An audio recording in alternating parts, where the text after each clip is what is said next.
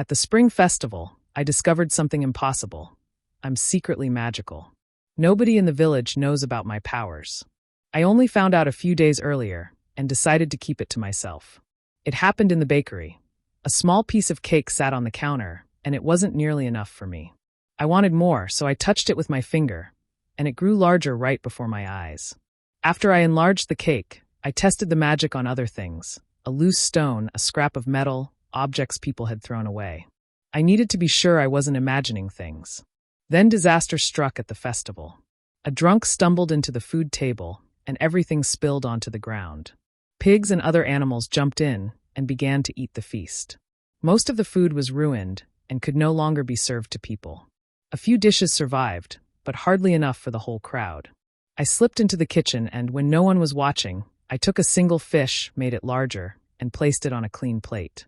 Then I pretended I had just found it. The villagers accused the head chef of stealing food and hiding it for himself. They said he kept portions back, that he was selfish and cruel. I had known the chef since I was 6.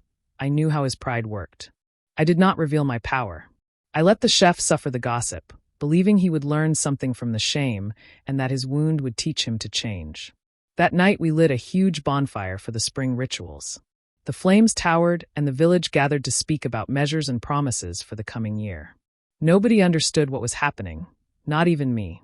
In my head I tried to figure out how to use this gift. How could I help people? How could I fix the problem for good? What would happen if someone discovered me?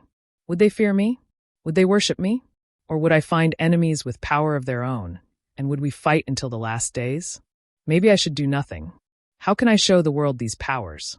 How could I reveal myself responsibly?